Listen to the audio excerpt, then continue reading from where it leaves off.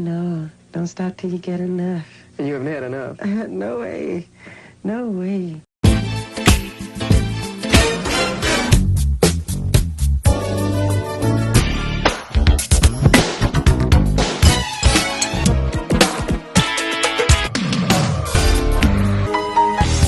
What's good, YouTube? It's your boy Nick, and I'm back with another video. As you can see, if this is your first time on my channel, please make sure you like this video and make sure you subscribe to the channel. And don't forget to turn those post notifications on, so you'll know when I drop another video. And we back with the Jacksons, buddy. And this is Jacksons at War. Michael attacking Jermaine's diss track. What does a diss track sound like from one Jackson to another? On me, it'll probably sound like this. You want beef with me? I'll give you some more. I was looking for my glove. It was under the floor. Me, Jermaine will probably be like, listen, I'm quite like no other. You mess with me, I'ma go tell mother.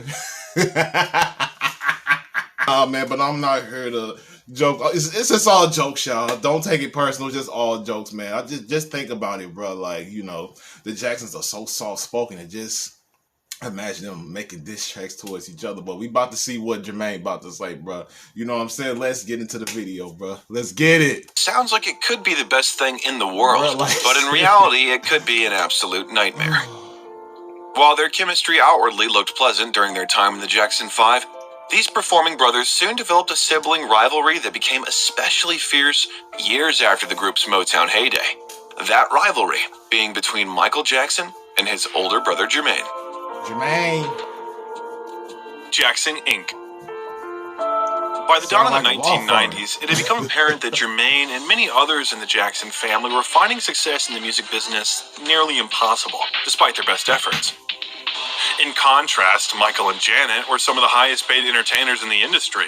So to cash in on his son's superstar profitability, the family's patriarch, Joseph, traveled to South Korea on 2 occasions and negotiated a contract to have Michael, Jermaine, Tito, Randy, and Reby perform a series of 4 concerts in Seoul for $7 million. With the organizers agreeing to pay $5.5 million in advance of the concerts to an escrow account. However, in the lawsuit that came after, lawyers argued that Joseph Jackson misrepresented his authority to negotiate for his son, and claimed that the money that was supposed to go into escrow was deposited instead into a phony escrow account and then distributed among the Jackson clan. The organizers claimed that they were able to recover $3.5 million from the account, but $2 million had already been spent. Attorneys claiming that the money went to his parents, who received a Rolls-Royce and some $230,000 in cash, as well as Jermaine, who fared well with a Rolls-Royce and a Land Rover, the suit alleged. A spokesman for MJJ Productions said that Michael Jackson was not involved in his family's business dealings. Quote, "Michael Jackson has no concern about this," said the spokesman. Quote, "and we are not at liberty to talk where it concerns the Jackson family." Reminiscent of the nefarious business practices Michael had to contend with during their preparations for the Victory Tour. This stamping out any possibility for a Jacksons reunion that could ever include their moonwalking frontman. Either it was an agreement gone wrong with them making the deal in hopes that Michael could eventually be pressured into performing, or a criminal case of embezzling millions from a foreign client. The Jackson family clearly believed their last name held immense value that they could turn into profit, maybe even outside of music.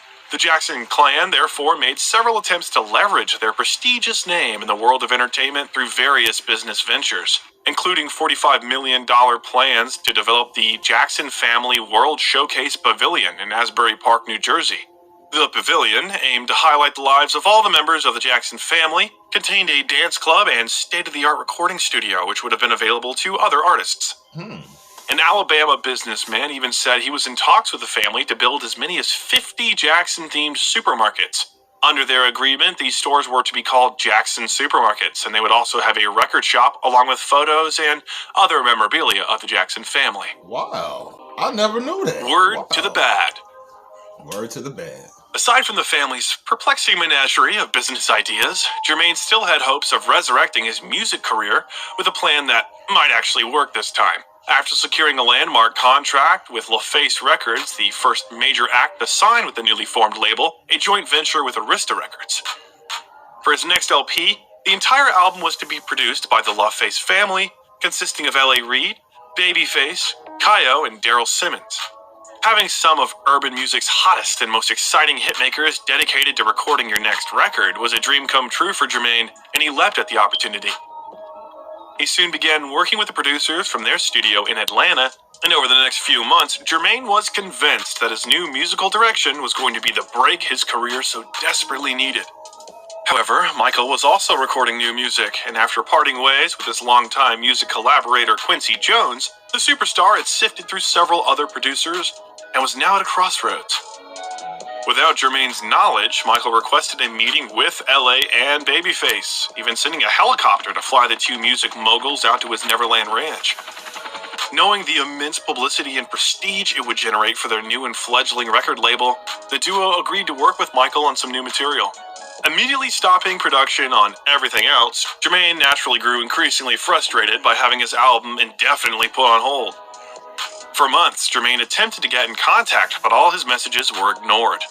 Jermaine was enraged by Michael's complete disregard of family. Quote, "I don't look at Michael as a superstar. I look at Michael as my little brother. You come from somewhere, man. I'm your brother." Clive Davis, the president of Arista, claimed in his memoir, Soundtrack of My Life, that, quote, Jermaine couldn't believe that Michael, his close brother, would hijack his producer's material this way. Davis wrote, adding that Jermaine was, quote, crying, indeed sobbing at times, so deeply hurt that his brother would do this to him. Jermaine even threatened to break his contract and leave LaFace Records. LA and Babyface told Michael that Jermaine was upset and wanted off of their label. However, Michael knew Jermaine had already signed and couldn't leave the label, even if he wanted to. L.A. Reid recounting, quote, he'll get over it. Did he sign a contract? Michael asked. Yes, I said. Then he'll have to live with it because those are the rules, Michael said, and then walked out. That Michael Jackson was one shrewd man. He was not wrong, but you didn't expect that from Peter Pan. You expect a little compassion or something. No, cold as ice. Ultimately, that Michael and LA Babyface collaboration was fruitless. They would write something and Michael would shoot down their ideas. He'd tell them they were good, but could be better, that they were missing something. They ended up writing a track called Slave to the Rhythm, but no LA Babyface tracks made it onto Michael's next record. When they returned to Atlanta, Jermaine had been furiously ruminating and told the music duo that he wanted to write a diss track about his brother. Although his superstar brother had somewhat distanced himself from the close-knit Jackson family, admitting that since the Victory Tour, Jermaine would only see Michael maybe a couple of times a year. He was sick of playing Happy Families and defending Michael in front of the world's press, and then for his brother to completely disregard him. Jermaine needed so desperately to rid his teeny bopper turned cheesy ballad singer image and demonstrate some undeniable edge. This aggression resulted in the writing of Word to the Bad, with lyrics, quote, once you were made, you changed your shade. Was your color wrong? Could not turn back, it's a known fact. You were too far gone. Jermaine viciously attacked his brother, questioning him on his plastic surgery, wacko-jacko antics, and accusing him of turning his back on his family and even his race. Jermaine hoped that his direct tone would appeal to a section of Jackson's vast fan base who over the years had become increasingly disenfranchised by Michael's bizarre evolution. Appreciating a brother publicly addressing the elephant in the room and snapping the out-of-touch superstar back to reality. A rewritten version of Word to the Bad was released in the summer of 1991 and received little airplay. Then the diss track version was mysteriously leaked to radio stations in New York and Los Angeles in early November. Just when Jermaine's new album, You Said, and its title song had also been released. KPWR program director Rick Cummings said he didn't know where this version came from. Quote, it showed up in an overnight delivery package. I honestly don't know who sent it. The song is obviously aimed at Michael. The timing left little doubt it was a publicity stunt, but Cummings said, quote, ultimately, we listened to it and asked ourselves if it was worth putting on. We thought it was. Lyrically, it was real interesting. Soon, other stations picked it up, and the song quickly gained popularity. Its lyrical content was simultaneously splashed across newspaper headlines as the press reported on what appeared to be a deep-seated feud between brothers. The timing appeared mutually beneficial, as Michael Jackson's much-anticipated new single Black or White from his upcoming album Dangerous was also apparently leaked to radio stations. Michael's song being about the irrelevance of skin color, some journalists suggested that the singles were designed to contrast each other and leaked to incite debate and generate publicity that would result in an increased awareness of the brothers' new music releases. However, when Michael caught wind of Jermaine's song, he was reportedly outraged. Glenn Brunman, vice president of media and artist development at Epic Records, called the timing of the song's leak, quote, a deliberate, blatant, and malicious publicity stunt that should disgust fans. Michael Jackson reportedly called Clive Davis directly and demanded to have the track squashed. He then used his industry clout to have the song pulled from radio altogether. Quote, the record disappeared off the air as if it had never been there in the first place. I don't know what Michael did. I don't know if Michael did anything, but it went away in a flash. Yo, its producer, L.A. Reid, remembered. Industry, bruh. In response to the controversy, Jermaine appeared on television several times. Quote, I don't know who could have leaked this, Jermaine proclaimed. Quote, but I did write it and I have to stand by it and deal with it. He even addressed the speculation that he and/or Michael cooked up the whole bad controversy as a publicity stunt to hype sales. Quote, there's no way this was a publicity stunt. If it was, I'd have called the album Word to the Bad. I put the original version of the song on the album and made that the first single. The Jackson brother going on to tell the Los Angeles Times, quote, the overall message of my song was to hopefully get him back to reality as to what's going on. I was mad at him at the time. Very, very angry. And me being a creative guy, when angry, I write songs. Jermaine simply adding, quote, love for Michael goes deeper than anyone can imagine. He's my brother. We're brothers, man. Jermaine would go on to say that the feud was already resolved, with the two meeting up in Los Angeles for the first time in months to discuss. Quote, the first thing Michael asked me was, why? Jermaine said. Quote, so I explained to him how I felt. After we talked for a while, we agreed that no matter how busy each of us gets, that we should never be too busy to take a call from one another. Aside from the family dramas, what about the music? Jermaine's album was released less than a month before Michael's long-awaited record, Dangerous. He was hoping the Michael Jackson publicity machine and his brother's ability to attract buyers to record stores would also translate into sales for You Said. However, after so publicly lashing out at the Jackson family's most popular member, Jermaine likely lost a lot of his core fan base, and as a result, the album was one of his poorest performing. Jermaine. Alternatively, critics believed it was Jermaine's confusing position within the music scene that contributed to the record's lack of sales. As Leon Tucker from the St. Petersburg Times put it, quote, it appears that Jermaine Jackson is focusing on the wrong crowd. He seems to go completely over the heads of the audience in his age group and tries to grasp the attention of the teenage audience, like with the song titled, We're Making Whoopee. Okay, I have to admit I feel like a contestant on the Newlywed Game. Sorry, Jermaine, but you just don't seem to be cutting it in the 1990s. Unfortunately, Jermaine fell into the family tradition of turning himself over to a team of hotshot producer-writers and lost any signature appeal he embodied in the process. Lyrically, the most notable song on the record was Rebel with a Cause, which chronicles how Jermaine left the Jackson 5 to go out on his own. Quote, the Jackson 5 is history, in the books I mean. Did a lot of things for me. Got me where I'm at. Gotta tip my hat, but I ain't going out like that. Outwardly, it would appear that Jermaine was becoming more conscious of the public's narrative of him and what legacy he will leave behind. No doubt this new consciousness was influenced by headline-grabbing allegations that were being made against his family by his wayward sister, LaToya. Quote, LaToya is beautiful, but she's brainwashed. You know what hurts the most? We worked and worked trying to build something for ourselves. She wasn't a part of that, and she doesn't have the right to tear that down. ما هو الإرث الذي ستتركه بعد وفاتك؟ أيها الإخوة والأخوات، علمنا النبي صلى الله عليه وسلم: إذا مات الإنسان انقطع عنه عمله وتنتهي كل أفعاله إلا من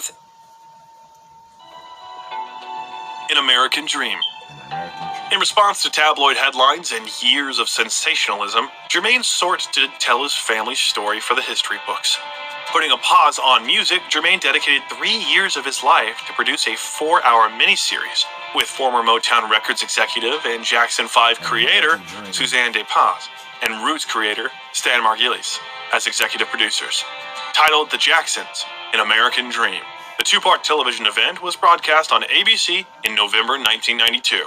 Jermaine Jackson said working on the project was, quote, like a dream come true for me, to see my life story unfolding right before me. From the beginning, our writer had many meetings with different family members to get the true story and how we wanted to tell it. One of the first to agree was, in fact, Michael. Quote, Michael was very supportive. He was great. He had to approve who played him, he had to approve the script, and the director. And you know what? We never had a problem with anything. Michael reviewed tapes of scenes in which his life was portrayed. However, the reclusive star never met any of the actors who played him. With his son, Jermaine Jackson Jr., nabbing the part of his father, much of the cast stayed at Jermaine's home with his 5 kids and others. For that time, the Jacksons had a sort of summer camp, recapturing the spirit Suzanne Despas first found 20 years before in a Detroit hotel room. The Jacksons, An American Dream, traces the family story from 1948 when Joseph Jackson first courted Catherine and ends in 1984 with the victory tour that reunited Michael on stage with his brothers. The script shoves aside LaToya's recent claims that their father was a tyrant growing up and sexually abused her. Such allegations the family consistently denied. Although the series didn't shy away from dysfunctions within the Jackson household, including Joseph's infidelity and formidable disciplinary style. Quote, people show love a different way. My father, if he wasn't the way he was, maybe I would have been involved with a gang or drugs. We can only thank him for being that way. If he wasn't, the Jackson 5 wouldn't have happened.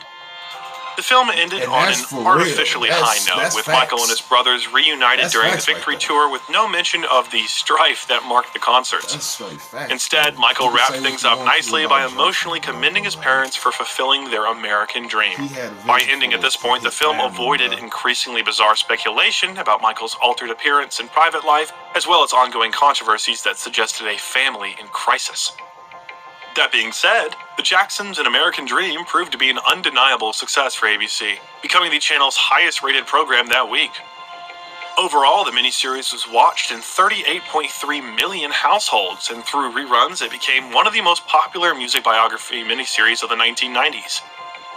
A critical and commercial success, the program was nominated at the Emmys for Outstanding Miniseries, Outstanding Individual Achievement in Hairstyling for a Miniseries, Outstanding Sound Mixing for a Drama Miniseries, and won for the award for Outstanding Individual Achievement in Choreography.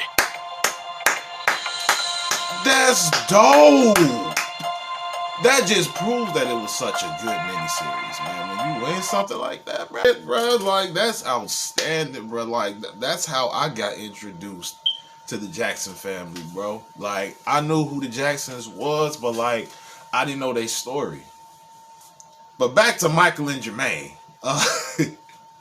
As y'all can see, man, freaking Wi-Fi is tripping right now, but I'm gonna keep continuing, you know what I'm saying? I'm gonna just keep it professional. But between Michael and Jermaine, like, this little beef, you know what I'm saying? Like, it got serious, and I kind of understand, like, why Jermaine got upset with Michael, you know what I'm saying? Cause like he said in the video, he was like, I can't believe, you know what I'm saying, Michael even do that. You know what I'm saying? Like, he didn't think that Mike would do that. You know what I'm saying? But the diss track, like, the couple of lines that I've heard from, I'm like, oh, we getting personal.